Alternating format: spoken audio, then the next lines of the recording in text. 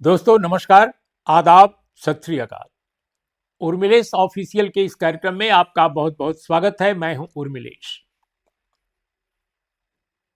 America के राष्ट्रपति Donald Trump क्या कहते हैं, क्या बोलते हैं, क्या समझते हैं और लोगों को क्या समझाना चाहते हैं, ये बहुत चक्कर गिननी इसमें है। या तो वो सबको बेवकूफ समझते हैं और सिर्फ अपने को बुद्धिमान समझते हैं, या पता नहीं क्या है इसके आगे और मैं क्या कहूं। लेकिन उन्होंने पूरी दुनिया को चक्कर में डाल दिया है, चक्कर गिन्नी में डाल दिया है कि आखिर वो करना क्या चाहते हैं। ईरान पर, ईरान से संधि करना चाहते हैं, ईरान से कोई समझौता करना चाहते हैं, या ईरान के खिलाफ युद्ध को और तेज करना चाहते हैं। युद्ध तो वो कर ही रहे हैं। अब वो जो बीच बीच में सॉफ्ट थोड़ा बोल रहे हैं, तो ऐसा लगता है कि शायद संधि के लिए, समझौते के लिए जमीन तैयार कर रहे हैं। और उनको यह लगता है कि अगर समझौता हम नहीं करेंगे तो अमेरिका में हमारी स्थिति खराब हो जाएगी।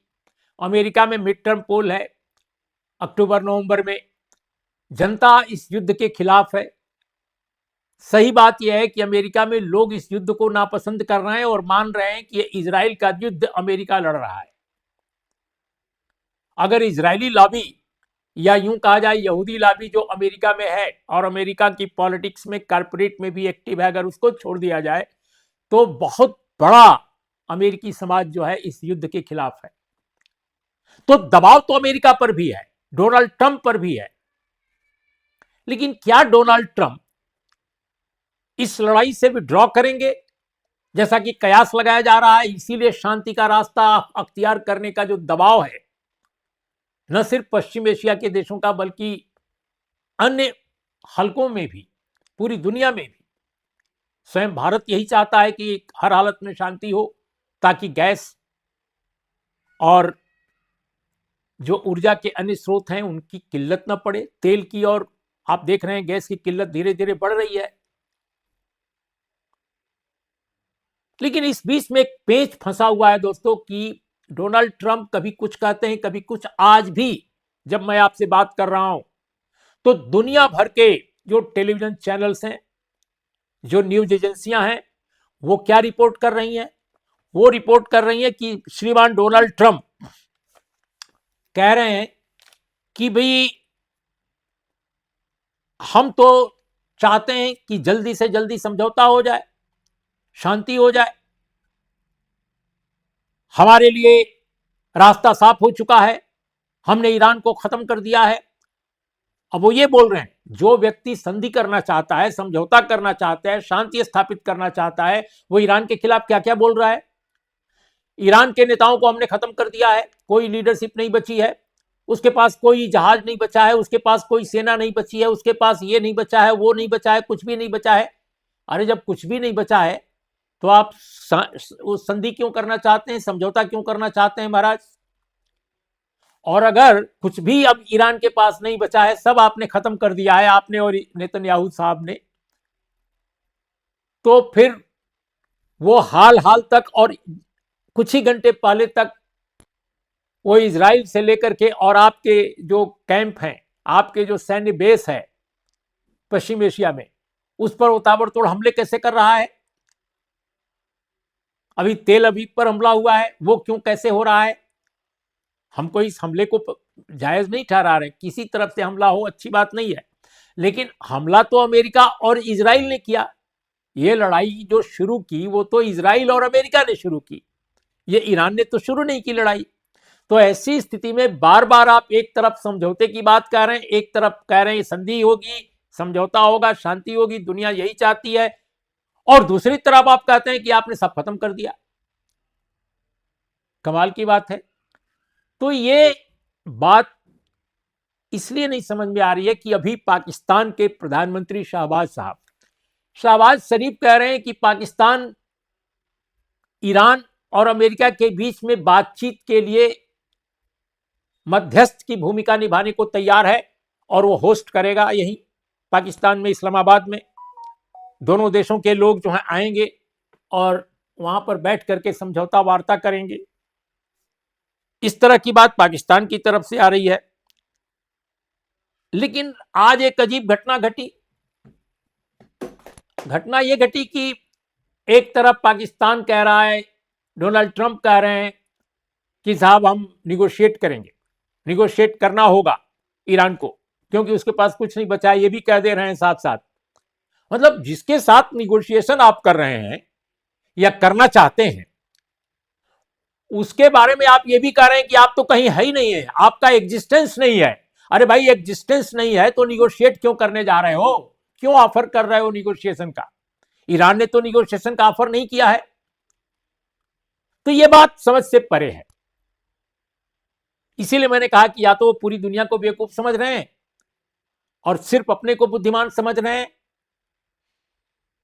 वैसे भी वो टेलीविजन पर एक जमाने में रियलिटी शो कर चुके हैं, तो उनके पास काफी नाटकीयता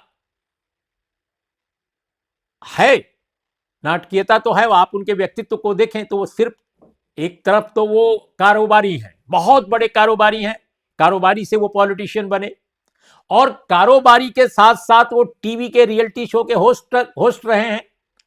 तो आप समझ सकते हैं। तो डोनाल्ड ट्रंप जिस तरह की बातें कर रहे हैं, और पाकिस्तान ने अभी जो बातें कही हैं कि हम तो उनको होस्ट कर रहे हैं जी, वो आएंगे, बात करेंगे हमारे यहां, लेकिन कोई ये नहीं बता रहा है कि ईरान से कौन आएगा। ईरान को भी नहीं पता है कि कौन जाएगा। ईरान साफ साफ कह रहा है कि हमारे यहां से कोई बातचीत नहीं है। और ईरान ने तो यह भी कह दिया है कि यह डोनाल्ड ट्रंप के दिमाग की उपज है और कुछ नहीं है, कहीं नहीं है। उन्होंने पहले तो मीडिया के हवाले, अमेरिकन मीडिया के हवाले एक व्यक्ति का नाम लिया, और जिसकी कि वो ईरान की तरफ से वो शायद आ सकते हैं, और वो वहां के स्पीकर साहब हैं पार्लियामेंट के, मोहम्मद बगैर गलीबाफ। लेकिन उन्होंने साफ तौर पे कहा कि ये बिल्कुल बेवजह बात की जा रही है, इसका कोई मतलब नहीं है, इसका कोई वजह नहीं है। और तो और अमेरिका के खिलाफ उन्होंने जम के बोला भी। तो इससे यह समझ में नहीं आ रहा है कि ये जो निगोशिएशन की बात आई है वो क्या है, वो क्यों है। कहीं ऐसा तो नहीं कि निगोशिएशन की बात इसलिए डोनाल्ड ट्रंप ने कही क्योंकि ईरान लगातार आक्रामक है, लगातार वो हमले कर रहा है इन लोगों पर जिन लोगों ने उसको पहले बर्बाद करने की कोशिश की। और तेल अवीव पर जब से हमला तेज हुआ है, और पश्चिम एशियाई देशों में, खासकर जो खाड़ी के देश हैं जहां पर अमेरिकी सैन्य बेस है, उन जगहों पर जो ऊर्जा के स्रोत हैं, गैस के स्रोत हैं, उन पर भी यदाकदा हमले हुए हैं। सैन्य बेस पर तो ज्यादा हुए हैं, लेकिन ऊर्जा और जो गैस के स्रोत हैं वहां भी हुए हैं, खासतौर पे तब जब ईरान के ऐसे कुछ स्रोतों पर हमला ऑलरेडी इजराइल ने कर दिया। श्रीमान ट्रंप ने कहा था कि वो 5 दिन का विराम दे रहे हैं युद्ध में, लेकिन सभी तरह के हमलों को बंद करने की बात उन्होंने नहीं कही। उन्होंने कहा कि जो पावर के बड़े बड़े प्लांट्स हैं, जो ऊर्जा और गैस के बड़े फील्ड हैं, या जहां पर इस तरह के प्लांट्स लगे हैं ईरान के, वहां पर अमेरिका हमला नहीं करेगा। देखिए, बड़ी चालाकी है इस वाक्य में। यह नहीं कहा कि अमेरिका और इजराइल हमला नहीं करेगा, उन्होंने कहा अमेरिका हमला नहीं करेगा। लेकिन अभी पता चला कि इजराइल ने हमला कर दिया, और इजराइल ने एक काफी बड़े प्लांट पर ईरान के उन्होंने हमला किया, और हमले के बाद फिर ईरान ने एक जवाबी कार्रवाई की, और जवाबी कार्रवाई के बाद उसने जो खाड़ी के देश हैं उनमें कुछ एक जगहों पर उसने भी हमला इस तरह का किया है। अब सवाल इस बात का है कि ट्रंप अगर निगोशिएशन सीरियसली चाहते हैं तो वो इस तरह की भाषा में बोल क्यों रहे हैं। और सबसे बड़ी बात है कि वो जो 50,000 अमेरिकी सैनिक आमतौर पे माने जाते हैं कि मिडिल ईस्ट में हैं, मिडिल ईस्ट वो लोग बोलते हैं पश्चिम एशिया को, तो पश्चिम एशिया में खासकर खाड़ी के देशों के सैन्य बेसों को ले लिया जाए और अन्य जगहों को ले लिया जाए, तो 50,000 अमेरिकी सैनिक हमेशा मौजूद हैं। और इन 50,000 सैनिकों के अलावा आज जब मैं आपसे बात कर रहा हूं, कुछ ही घंटे पहले 1,000 सैनिक, और वो भी कौन? यूनाइटेड स्टेट्स ऑफ अमेरिका, यानी अमेरिका की एलिट आर्मी फोर्स जो है, एलिट आर्मी फोर्स के 1,000 जवानों को वहां तैनात करने का हुक्म दिया गया है। और अगर राइटर की एक खबर पर हम भरोसा करें, राइटर एक बहुत बड़ी न्यूज एजेंसी है, पूरी दुनिया में उसके संवाददाता फैले हुए हैं। तो राइटर्स ने एक खबर दी है जिसके हिसाब से करीब 4,000 और सैनिकों को वहां पर तैनात करने की योजना चल रही है। पेंटागन के अपने सोर्सेज के हवाले से उन्होंने खबर दी है। तो पेंटागन यानी अमेरिका का जो रक्षा मंत्रालय है, उसका जो हेडक्वार्टर है। तो अगर 50,000 सैनिक पहले से अमेरिका के हैं उस एरिया में, 1,000 अभी भेजने का हुक्म हुआ है, और टोटल ये संख्या 4,000 है जो एलिट फोर्स से जा सकते हैं वहां पर जवान। तो जिस देश की ओर से निगोशिएशन का ऑफर आ रहा है कि युद्ध को खत्म किया जाए, शांति स्थापना की जाए, होर्मुज आप छोड़ दें, गैस और ये सब, कहीं कोई आप पर हमला नहीं होगा, जहाजों को और टैंकरों को आने जाने दें, सब ठीक हो जाएगा, कोई दिक्कत अब नहीं होगी, तो आप ये सब तैयारी फिर क्यों कर रहे हो? अब आज डोनाल्ड ट्रंप ने एक बात कही कि वैसे तो ईरान में सब खत्म हो गया है, कुछ बचा नहीं है, लेकिन फिर भी जो लोग बचे हैं उनमें से कुछ से बात हो रही है। और उन्होंने एक व्यक्ति का हवाला दिया, लेकिन नाम नहीं बताया, इशारा भी नहीं किया कि कौन वो हो सकता है। हम एक से बात कर रहे हैं और उसकी तरफ से उनको गिफ्ट आई है। गिफ्ट कल चला, आज पहुंचा। अब ये डोनाल्ड ट्रंप दुनिया के सबसे ताकतवर कहे जाने वाले मुल्क के राष्ट्रपति हैं, लेकिन बात वो कैसे करते हैं? कह रहे कल एक गिफ्ट चला, आज आ गया हमारे पास। वो गिफ्ट क्या है बता नहीं रहे, बहुत बेशकीमती है, बहुत मूल्यवान है। अब रियलिटी शो के होस्ट रहे हैं भाई, और कारोबारी हैं बड़े, तो हमेशा ये देखेंगे कि कीमती है कि छोटा है। अगर गुलाब का फूल दे दिया जाए तो उनके लिए तो कुछ नहीं है, चाहे जितनी मोहब्बत से कोई गिफ्ट दे, लेकिन है कि कोई गिफ्ट है। अब वो गिफ्ट क्या है नोबडी नोस, लेकिन वो बता रहे हैं कि बहुत बहुत ही बेशकीमती, बड़ा मूल्यवान गिफ्ट है। तो इस तरह की बात वो करते हैं डोनाल्ड ट्रंप साहब। तो दोस्तों बात यह है कि ये कह देना पर्याप्त नहीं है कि हम 5 दिन तक आपके युद्ध में कोई बड़ा हमला नहीं करेंगे। आपके नाजुक जो जगहें हैं, जो संवेदनशील हैं, जो आपके एग्जिस्टेंस के लिए बड़ी महत्वपूर्ण है, आवाम के लिए बहुत महत्वपूर्ण है, जैसे कि बिजली घर, न्यूक्लियर पावर स्टेशन, इसके अलावा गैस की जो फील्ड है जिस पर हमला हो चुका है, ईरान के फर्श पे हुआ है, तो वो ये गिना रहे हैं कि इन पर हम हमला नहीं करेंगे, लेकिन इजराइल हमला करेगा तो कोई रोकेंगे नहीं।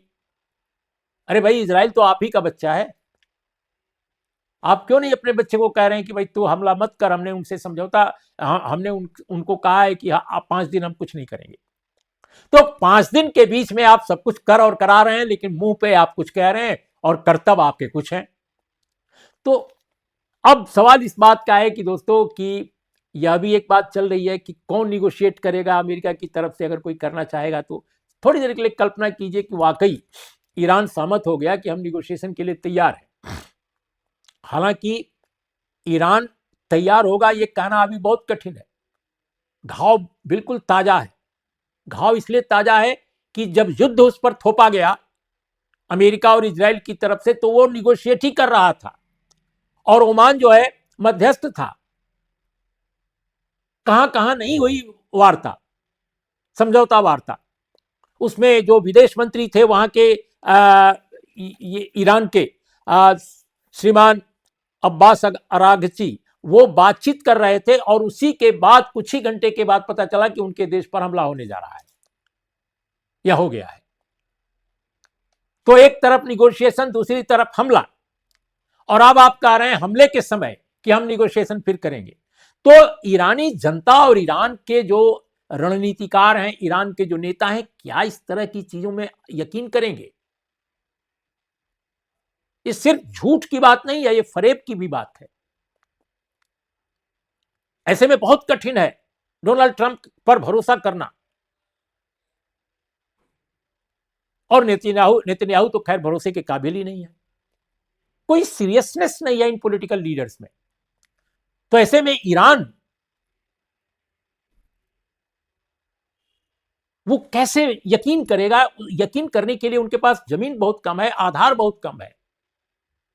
अब वो कह रहे हैं कि साहब अमेरिका के जो उपराष्ट्रपति हैं श्री जेडी वांस, तो वो जाएंगे निगोशिएशन करने के लिए। और फिर ये भी कहा जा रहा है कि मार्को रूबियो भी होंगे सेक्रेटरी ऑफ स्टेट। जेडी वांस के बारे में तो कहा जा रहा था कि पहले वो उनका नाम नहीं था, लेकिन अब उनका नाम आ रहा है कि वो पाकिस्तान जा सकते हैं। फिर आ रहा है कि स्टीव विटकॉफ और जे कुशनर भी होंगे। जे कुशनर उनके दामाद हैं डोनाल्ड ट्रंप के, और ये भी आजकल सलाहकार बने हुए हैं। और स्टीव विटकॉफ जो है विशेष दूत हैं पश्चिम एशिया पर डोनाल्ड ट्रंप के। स्टीव विटकॉफ और कुशनर ये दोनों हार्डलाइनर की बात तो नहीं है, हार्डलाइनर इसको नहीं कहा जाएगा, लेकिन ये धुर इजराइल समर्थक हैं, धुर इजराइल समर्थक हैं और ईरान को देखना नहीं चाहते। और वो निगोशिएशन में अगर बैठेंगे तो क्या आप समझते हैं कि ईरान बातचीत करेगा इन लोगों से, जिनको जानता है कि ये युद्ध कराने में सबसे बड़ा रोल इन लोगों का है नेतन्याहू के साथ? इसके अलावा मार्को रूबियो, वो तो पूरे दुनिया में साम्राज्य अमेरिका का स्थापित कराने का सपना देखते रहते हैं। अभी म्यूनिक में उन्होंने यही सब कहा था। और जेडी वांस के बारे में जरूर ये बात कही जा रही है, जो उपराष्ट्रपति हैं, ये धुर दक्षिणपंथी बहुत ही जबरदस्त राइट विंगर हैं रिपब्लिकन्स में, लेकिन बताया जाता है कि वो इस युद्ध को उतना पसंद नहीं कर रहे हैं। विरोध तो खैर डोनाल्ड ट्रंप के मातहत वो क्या करेंगे, लेकिन वो बहुत पसंद नहीं कर रहे हैं इस युद्ध को। तो ऐसी स्थिति में क्या ईरान से समझौता होगा या यह एक धोखे का पूरा कुचक्र रचा जा रहा है, ताकि ईरान के लोग समझ जाएं, ईरान के रणनीतिकार ये समझ जाएं कि वो डोनाल्ड ट्रंप अपने कारणों से दबाव में आकर के हमसे शांति स्थापित करना चाहते हैं, समझौता करना चाहते हैं, इसलिए चलो समझौता पर बात कर लो, इधर समझौता हो और फिर हमला तेज कर दें। यह भी एक चल रहा है ईरान में, यह सोच है। और सारे नेता अब जो बयान दे रहे हैं, ईरान के बड़े बड़े नेता, वो यही बात कह रहे हैं कि कौन भरोसा करेगा डोनाल्ड ट्रंप पर। इसलिए दोस्तों ऐसा लगता है कि दुनिया के किसी बड़े ताकतवर मुल्क को आना चाहिए बीच में। ये पाकिस्तान से कैसे चलेगा काम? पाकिस्तान पर ही क्या कोई भरोसा करेगा, जो बिल्कुल अमेरिका से उसके सामने गिड़गिड़ाती नजर में हमेशा रहता है, उसके रहमो करम पर रहता है। तो कोई ताकतवर देश जब तक मध्यस्थ न बने, जिसकी अपनी एक क्रेडिबिलिटी हो विश्व में, पूरे विश्व में, तब तक ये कैसे कहा जा सकता है? ओमान ज्यादा सीरियस था इस मामले में एक मध्यस्थ के तौर पे। मैं तो कहूंगा कि पाकिस्तान से ज्यादा सीरियसनेस थी ओमान में इस मध्यस्थता में। और उसके विदेश मंत्री बाद में भी और अभी हाल तक जो बयान दे रहे हैं, उससे लगता है कि वो सीरियस थे कि भाई हो निगोशिएशन और उसका एक मंजिले मकसूद पर पहुंचाया जाए। तो इसलिए दोस्तों बहुत कहना कठिन है, और ऐसा लगता है कि ये संधि और समझौते और शांति वार्ता की बात शायद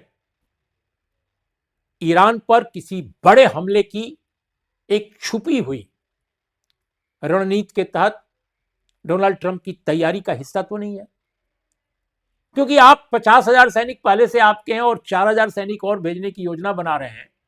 होर्मुज को लिबरेट कराने की बात आप कर रहे हैं। आप कह रहे हैं कि होर्मुज को ईरान और अमेरिका चला लेंगे, फिर आप कहते हैं कि अमेरिका जो चाहेगा वो होगा। अरे अमेरिका होर्मुज पर 12,000 किलोमीटर तो होगा ही, कम से कम 12-13,000 किलोमीटर होर्मुज अमेरिका से। अमेरिका कैसे होर्मुज को चलाएगा? यूनाइटेड नेशन के किस नियमावली में आता है? यूनाइटेड नेशन की नियमावली में तो ये साफ साफ ये बात है कि भाई होर्मुज का आसपास का जो इलाका है वो ईरान अपनी सुरक्षा के हिसाब से उसकी देखभाल करेगा, निगरानी करेगा कि वहां कौन से जहाज आ रहे हैं, कौन से नहीं आ रहे हैं। लेकिन ये लड़ाई में एक अभूतपूर्व स्थिति पैदा हुई है, इसलिए वो निगरानी के बजाय वो उस पर बंदिश लगा रहा है कि भाई कौन गुजरे कौन नहीं गुजरे। ये पहले तो नहीं था, फ्री था, और Hormuz was free to everybody. ये तो युद्ध के कारण वो है। अदरवाइज केवल जो अधिकार प्राप्त है ईरान को ये कि कोई जहाज को वो निगरानी कर सकता है, ताकि जो उनके तट के करीब आ रहे हैं जहाज, उनमें कोई गड़बड़ी न हो, उनमें कोई ऐसी चीज न हो जिससे ईरान को बड़ा नुकसान पहुंचे। अभी पाकिस्तान का एक जहाज टैंकर वो जा रहा था, सेलेन नाम था, और वो आगे बढ़ गया, पता नहीं कैसे। तो ईरान के जो सैनिक हैं उन्होंने बकायदे उसको पीछे करवाया और होर्मुज से निकलने नहीं दिया। ये आज की बात है, खबर आई है। तो कुल मिलाकर पाकिस्तान के प्रति ईरान का नजरिया भी साफ हो जाता है इससे, कि वो कोई दरियादिली पाकिस्तान पर दिखा नहीं रहा है। तो दोस्तों, ये जो बात डोनाल्ड ट्रंप कह रहे हैं कि 5 दिन का मौका इसलिए दे रहे हैं ताकि शांति वार्ता के लिए ईरान तैयार हो जाए, ये शांति वार्ता और संधि और समझौते का तरीका ये नहीं होता कि आप एक तरफ 5 दिन की मोहलत दें और दूसरी तरफ से हमले भी होते रहें इजराइल की तरफ से, और तीसरी तरफ आप उटपटांग बयान देते रहें, ईरान के नेताओं के बीच फूट डालने की बिल्कुल एक बच्चे जैसी कोशिश करते रहें जिसमें कोई प्रौढ़ता नहीं है। अगर आप ईरान के एक नेता को दूसरे नेता से आप लड़ाना चाहते हैं तो यह मौका नहीं हो सकता। ईरानी अवाम यूनाइटेड है और ईरान में कोई इंडिविजुअल नेता आपसे जाकर के बात करना नहीं चाहेगा आज की तारीख में। आप वेनेजुएला की तरह ऑपरेशन की बात करते हैं आपके नेता और आपके मंत्री। अभी मैं देख रहा था कि जो इनके जो वार मिनिस्टर हैं वो तो अभी भी वेनेजुएला जैसा ईरान के ऑपरेशन को समझ रहे हैं। अरे भाई, ईरान में जंग हो रही है, वेनेजुएला में जंग नहीं थी, that was just a operation.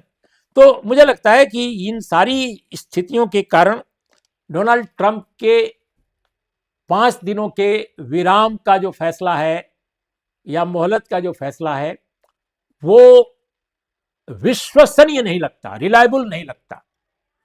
क्या होगा क्या नहीं होगा अभी कहना कठिन है, लेकिन ये मैं चाहता था कि अपने दर्शकों, अपने श्रोताओं को ये बात जरूर बताऊं। तो दोस्तों, आज इतना ही, हम फिर बात करेंगे आपसे। नमस्कार, आदाब, सत श्री अकाल।